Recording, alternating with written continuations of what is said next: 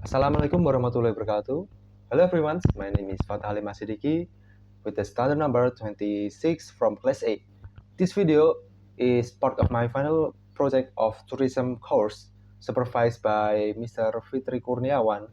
The title of my project is Tourism Crisis Analysis and 2025. 2025. Labuan Bajo Boat Tragedy and Bali Quiet Seasons versus Yogyakarta Shift. In this video, I will analyze the tourism cases in Indonesia and discusses their causes, impacts, weakness, and possible solutions.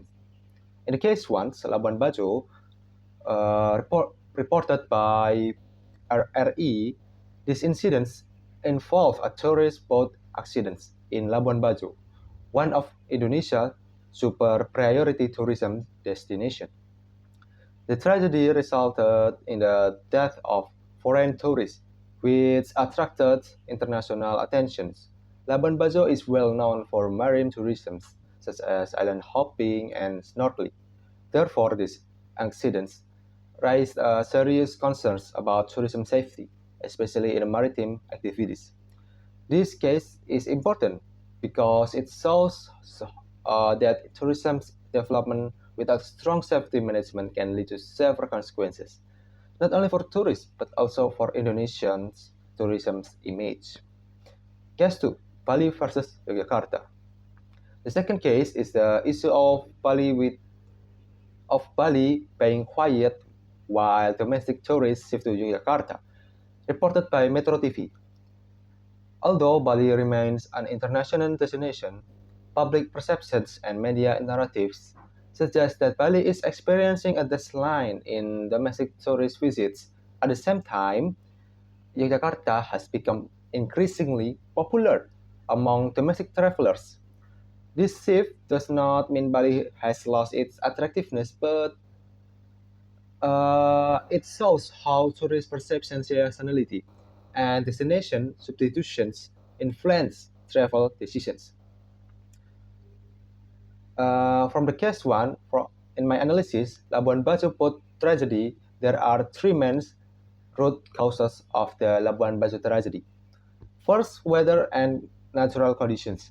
Sea conditions in the eastern Indonesia can change rapidly. In this case, weather risks were not fully anticipated or properly managed. Second, safety management and standard operating procedures (SOP).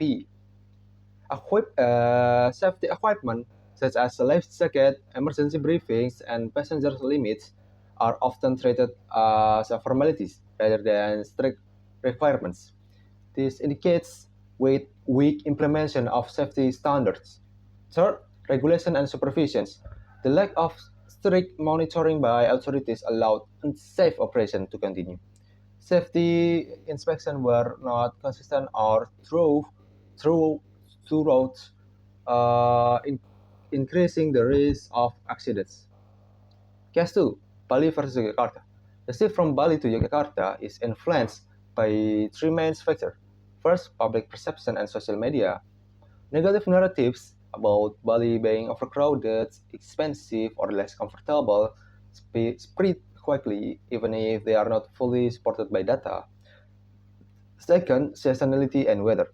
During the rainy seasons, beach-based tourism in Bali becomes less attractive, while Yogyakarta cultural tourism remains appealing. Third, destination substitution. Yogyakarta offers a more affordable, flexible, and culture-oriented experience, making it an attractive alternative for domestic tourists. Impact on Indonesian tourism? Both cases can affect Indonesian tourism in different ways. In the short terms, safety incidents like Labuan Bajo tragedy reduce tourist confidence, especially in marine tourism. Negative news spread quickly and can influence travel decisions. In the long term, repeatedly safety issues might damage Indonesia's reputation as a safe destination, particularly for international tourists. For domestic tourists, the impact is more flexible, as they can easily switch destinations. For international tourists, Safety concerns significantly affects trust and destination choice. Overall, these cases directly influence trust, safety perceptions, and tourism performance. What is missing in Indonesian tourism? Based on the based on these two cases, there are several weaknesses in Indonesian tourism. First, inconsistent safety enforcement, especially in maritime tourism. Second, weak crisis communication, where authorities fail to provide clear and timely information. Third, poor risk management, with a limited preparation for emergencies. Fourth, lack of transparent and official information, causing public causing public perception to be shaped by rumor and social media instead of fact. Solution and recommendations. My solution and recommendations are improvement must be implemented at three levels. Operator level. Tour operator must provide mandatory safety training and strictly follow SOPs. Both operators should comply with the weather condition and passenger capacity limits. Destination or local government level.